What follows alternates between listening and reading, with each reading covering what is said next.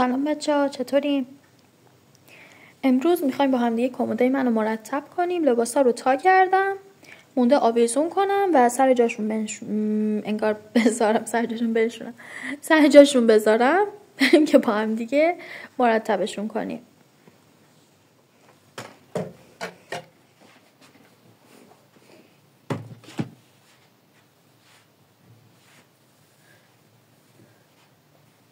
خب اینا رو بکشیم بیرون.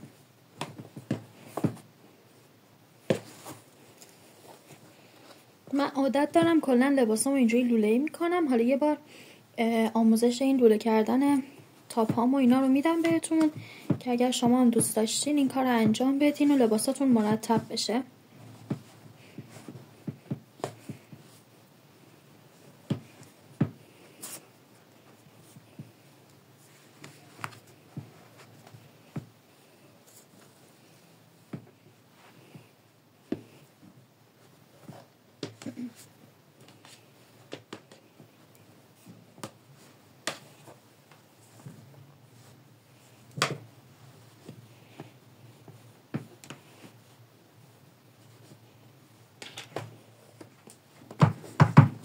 این هم کشوی کلاهای حموم و جورابا و سافورتا و همه چی.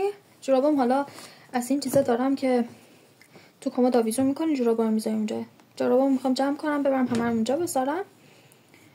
بعد دیگه اینجوری دیگه. حالا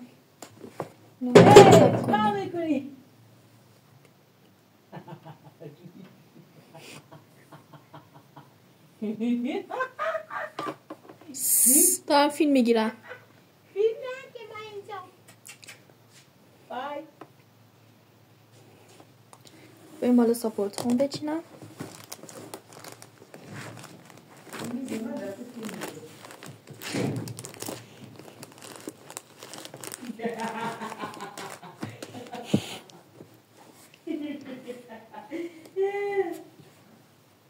های همون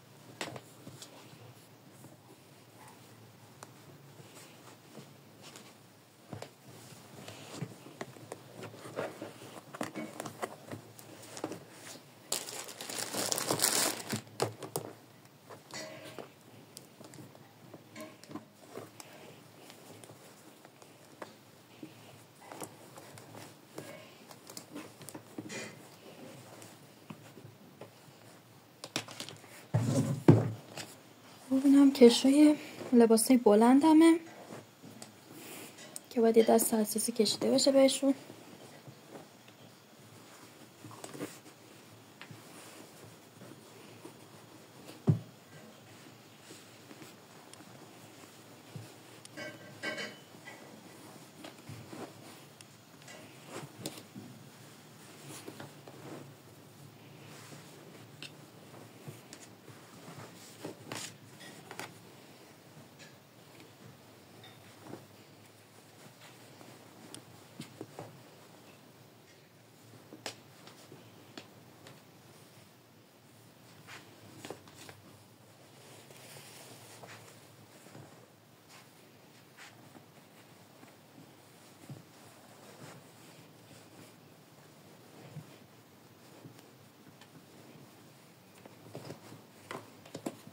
یه آخر مرتب کردن لباسای بلندمه.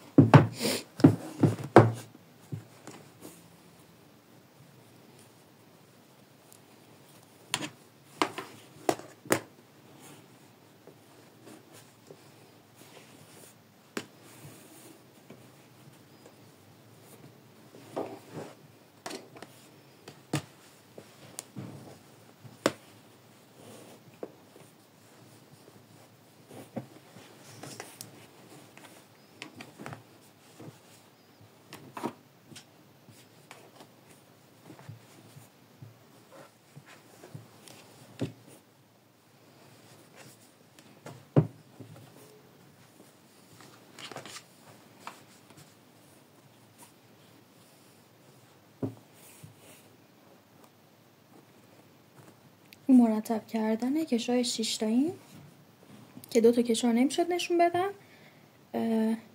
این تموم شد. ادامه مرتب کردن کشا میره پارت دوم. لایک و سابسکرایب یادتون نره.